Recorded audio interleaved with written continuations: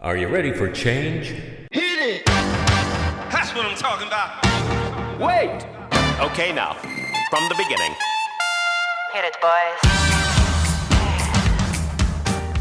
You're listening to the Mr. Change Agent podcast with your host, Ron Ovett, president and founder of Empower Ministry. He's a recovery coach, a pastor, teacher. He's an author and creator of Emotional Relearning. And, you know, we've been doing this as quite a few podcasts now and plan on doing many, many more. And you have quite a ministry of helping people through changing habits and working with addiction and such. And I guess I have a question for you.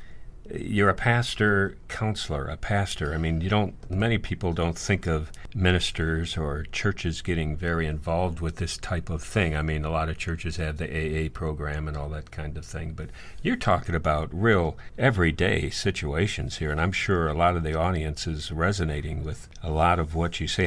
What's that have to do with the pastorate or with being a minister? I mean, how'd you get into this? Yeah, that's a great question. I think if they heard our first podcast, I got a little bit into my past, but I was a phobic child. Now, a lot of people don't know who you are. This is Rod Ovett, my twin brother, that's doing the announcing and that. And so we were raised twins, and here's a classic example. Raised in the same household, went through the same things, but somehow I picked up a real strong anxiety. And I had phobias. There was times when we couldn't even go on vacation because I was passing out and stuff like that. Well, I have a confession. At night, Ron, I would stand over the bed with a mask on every night, and you just never knew it. Is that what it was? No, thanks, Rod.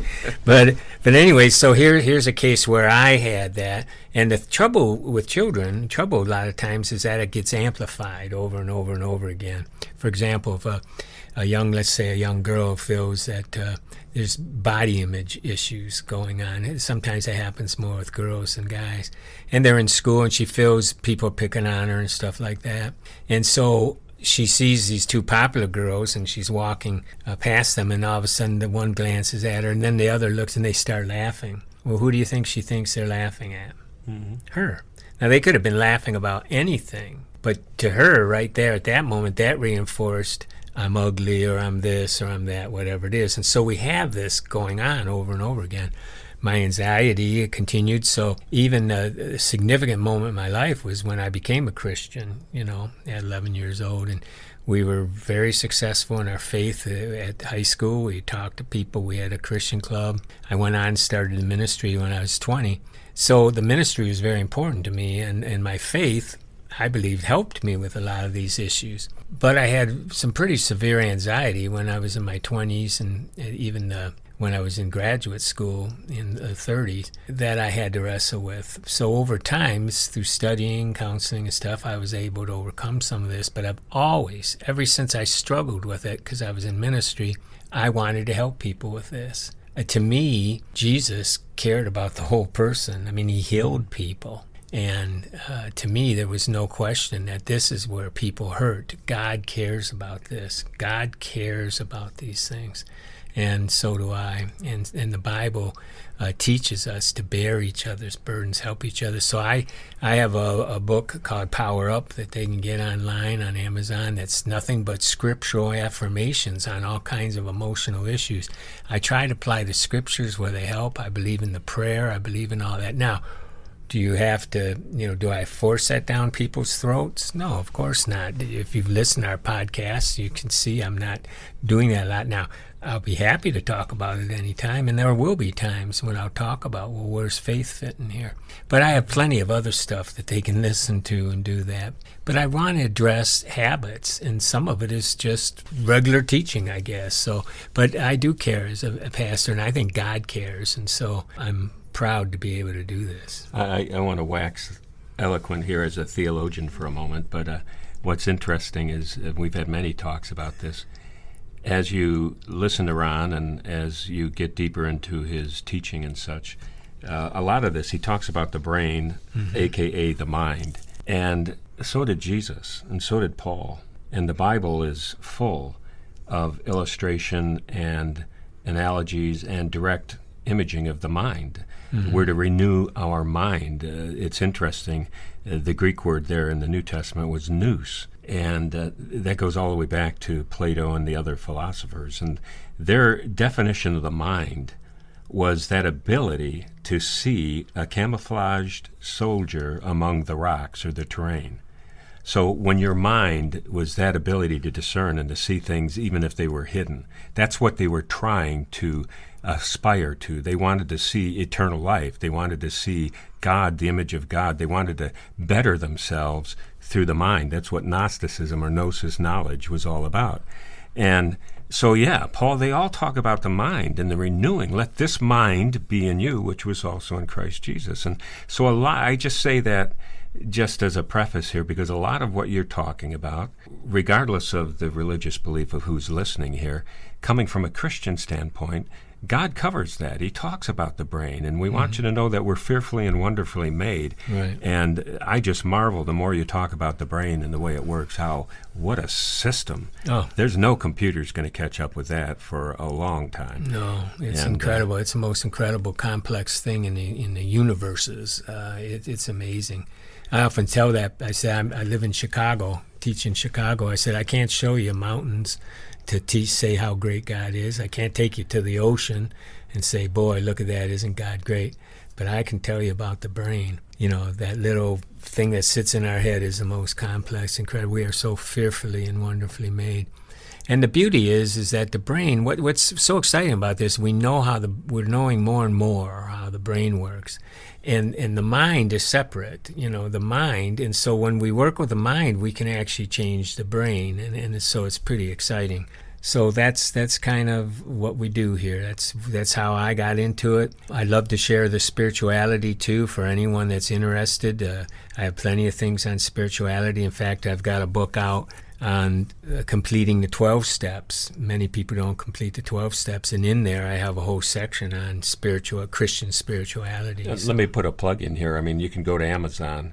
Just go to Amazon.com or Kindle and just type in Ronald Ovett, and all of his books will come up. So if you're interested in that, Amazon Kindle will have those. We're talking about triggers here, Ron.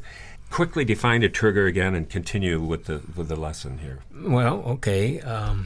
We're talking about triggers, and triggers are that, stimulus, response, or trigger is the common word that we use a lot of times. Something triggered me, and you've had that happen to you. You're going, and all of a sudden, boom, you're triggered, and all of a sudden, I gotta have it. And so what I call that is trigger management. And so what I want to talk about in this podcast and in the next one is how do we manage some of these triggers? And here's a few things that we can just say real quick. First of all, you need to have a change mindset. It's amazing how scary it can be to change. When I work with homeless people, and if I can get them early enough, there's 3 stages of homelessness. If I can get them before they hit that 3rd stage where they're living on the streets, I often tell them, if we don't change now, pretty soon it's going to become a state of mind. And it's really hard to change a state of mind.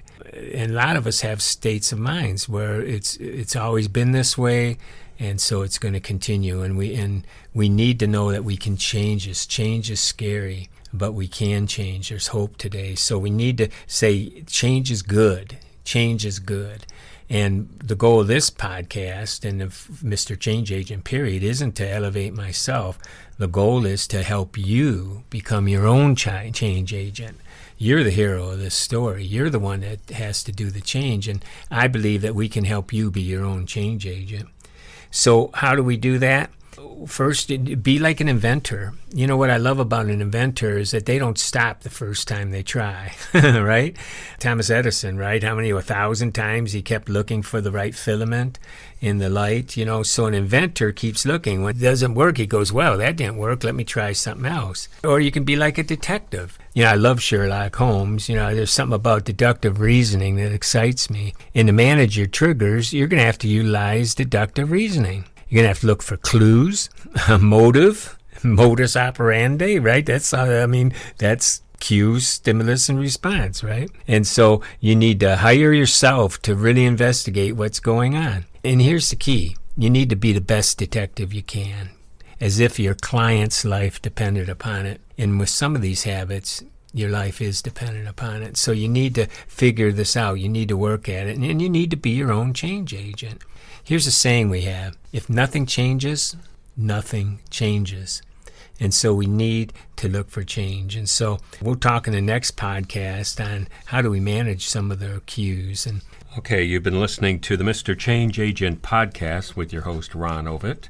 And just tell your friends about it. Tell them where to find it, and they can listen to them as well. And be sure to go to the Mr. Change Agent YouTube page, Facebook page, and soon coming, we'll have another website as well for you to look at. We'll tell you about that later. So thanks for joining us. Join us again on the Mr. Change Agent podcast. thanks for listening to today's podcast. Please share this with others. Like, subscribe, hit the notification bell so you won't miss any of the future podcasts.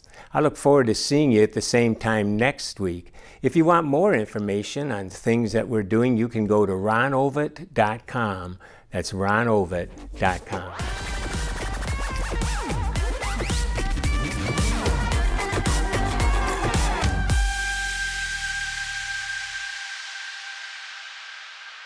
Do, do, do, do, do.